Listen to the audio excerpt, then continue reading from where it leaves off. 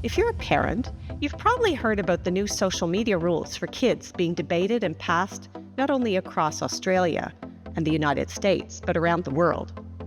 The number one fear I'm hearing is, won't this just isolate my kids? It's a real concern that they might lose touch with their friends. But what if the opposite becomes true?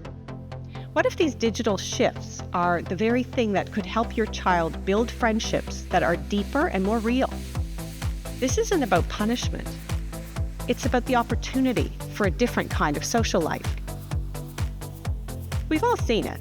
Friendships measured in followers and comments, where connection can feel like an illusion, built on shared memes instead of shared experiences. Kids learn that a friend is someone who likes your post, not necessarily someone who shows up when you're having a bad day or supports you when you're feeling bad. They might have hundreds of online friends, but still feel completely alone. This new wave of regulation is forcing a much-needed conversation about real connection and what it is. This isn't about taking something away, perhaps. It's also about creating space for genuine human connection to return.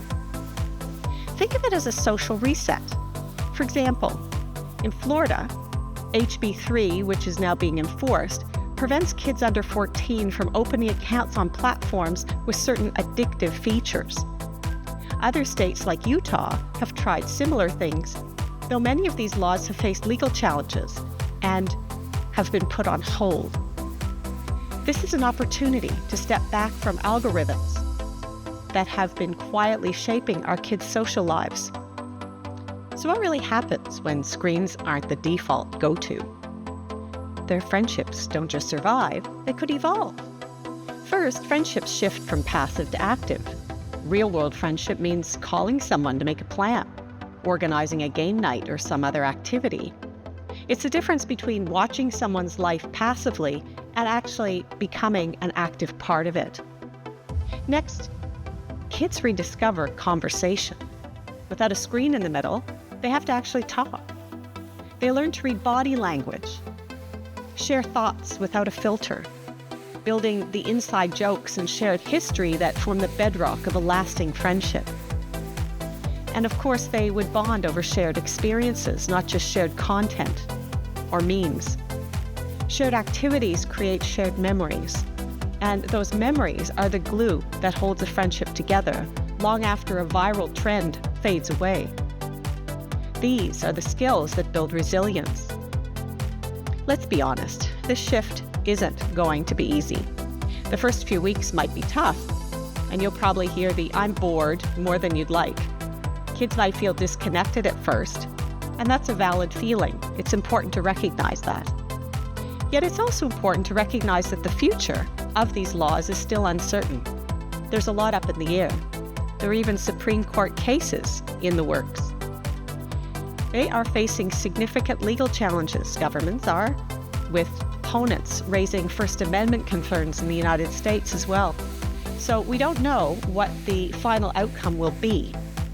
This isn't about forcing isolation, but patiently guiding us toward a more fulfilling kind of connection. At least that's one way to look at it. Regardless of how the legal battles play out and the outcome you'd like to see, conversation itself is a gift. It's a chance to think about what we want friendship to look like, not only for ourselves, but also for our kids. This isn't the end of their social lives. It's an opportunity to help them build a different one, moving from digital validation to genuine connection. Consider 5 takeaways. What if kids begin showing up more in person? What if conversations become real again?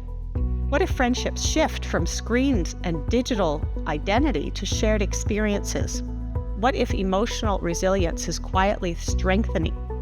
And what if kids are reconnected with their own inner world, their imagination, those things they don't currently put a lot of time into?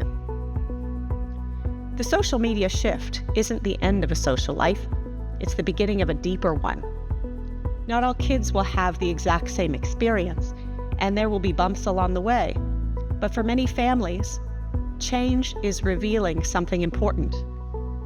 We don't have to look at losing connection, we can have opportunities to reclaim it, redefine it, re-script where we're going from here. And the friendships we're building now can have a different kind of root: eye contact, shared moments, real conversations, and courage to be themselves without editing or filters. I'm curious, what are your biggest hopes or fears about these new social media rules? Let me know in the comments below. And if you want more ideas on navigating this, be sure to subscribe.